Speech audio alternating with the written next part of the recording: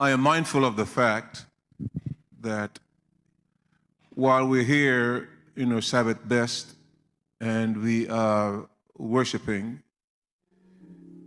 if you were paying attention, if you cared about what happened this week,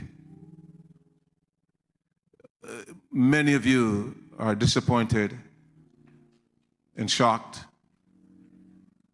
and angry and frustrated and hurting. I will admit to you that as your pastor, this is one of those days when I don't think that I am in a good place where I could preach. I'm going to be honest with you. I have been in an emotional and spiritual funk and depression since Tuesday night. I haven't watched any television. I haven't read anything in the news.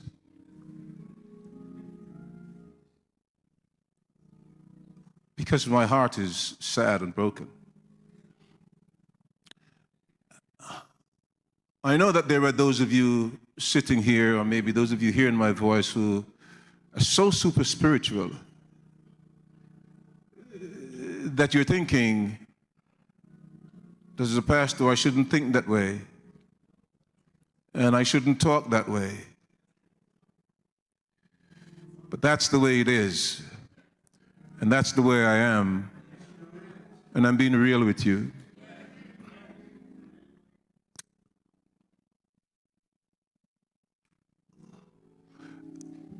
During the week, there has been all kinds of commentary and statements that was being made. We have a WhatsApp chat among us as pastors of the conference, and there are all kinds of commentary and all kinds of statements and all kinds of interpretation and rationalizations and spiritualizations that people have been making.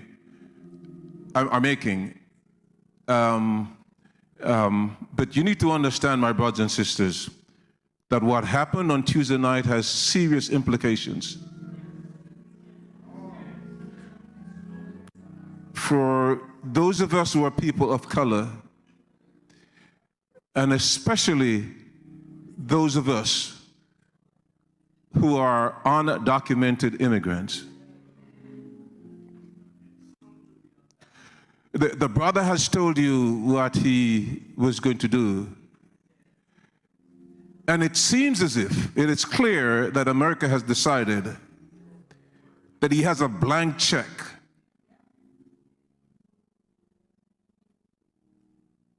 to relate to people of color and immigrants and people he considers less than any way he wants. And nobody is going to stop him. Not the courts.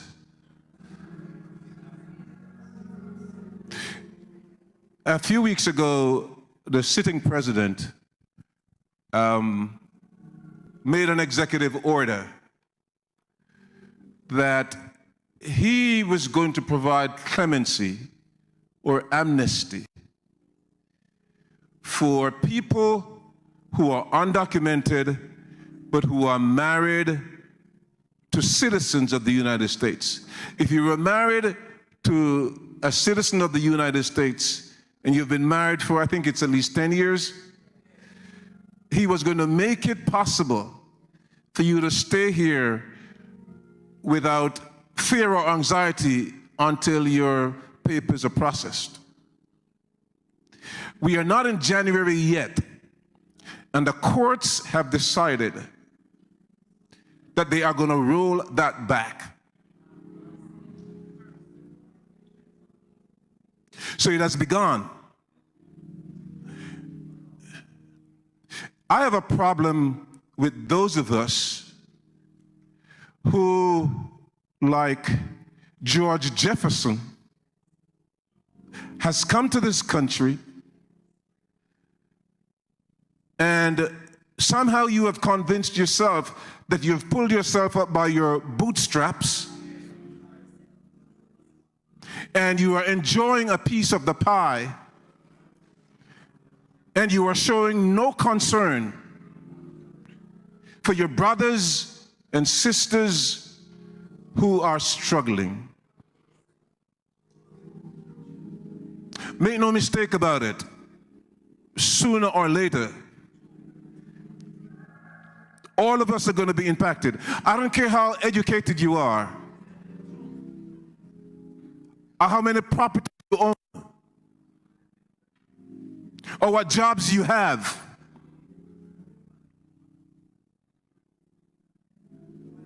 You're going to be impacted.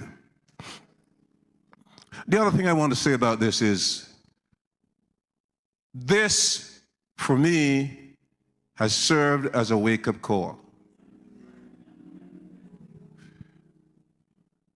Let's not kid ourselves. America has spoken.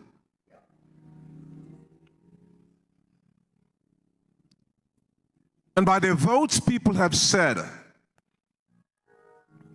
they would rather have somebody who is a misogynist, a convicted felon, a racist in the White House over someone who would enact policies that would make the lives of most people better.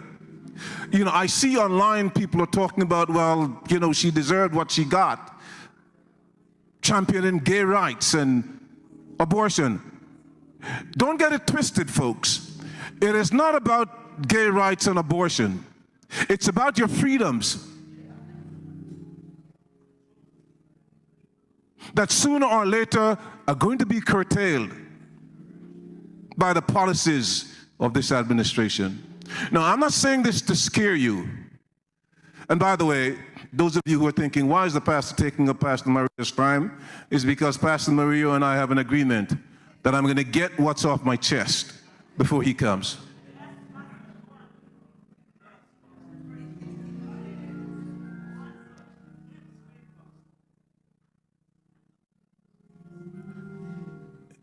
This has served also as a wake-up call for me personally, and I hope for you also, that we need to get back to understanding what is God really saying.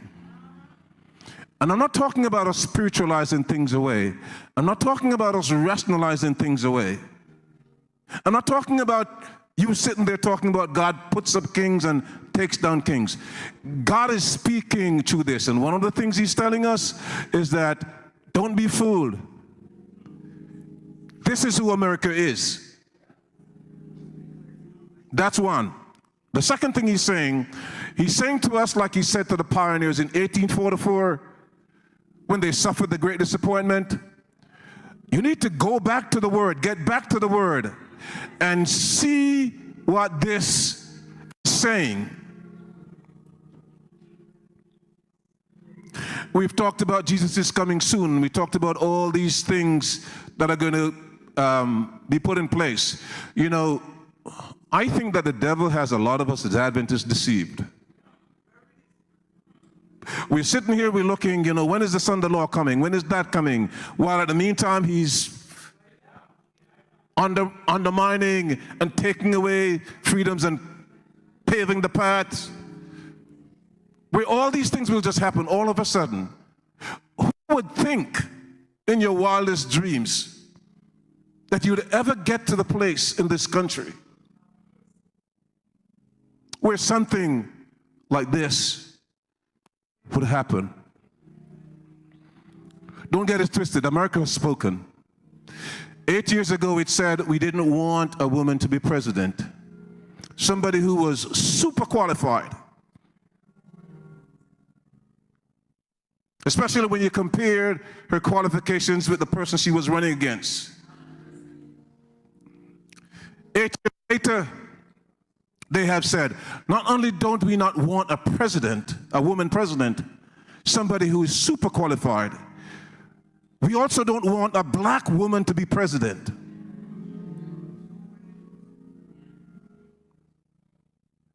And if the choice is between a qualified black woman with policies that would help most people and someone who is a racist and who is a convicted criminal, well, not convicted criminal, he's not, but he's convicted. 34 felony counts. Somebody who stole state secrets. Somebody who fomented an insurrection. If the choice is between her and him, we want him. Give us Barabbas.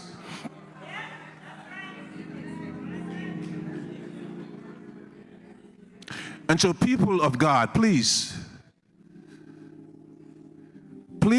don't get caught up in the trivial and the superficial, talking about her policies and her support for abortion rights and gay rights was what did this.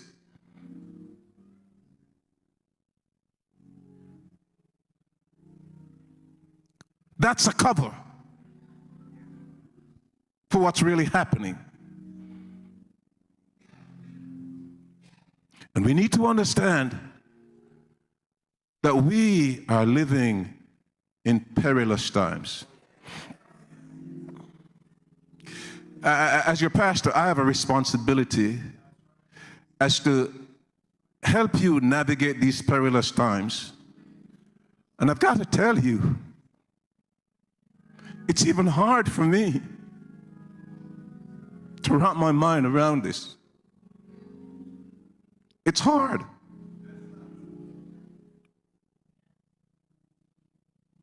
But I still have to provide pastoral responsibility and leadership to you. I know in my head that in the long run, we'll be okay.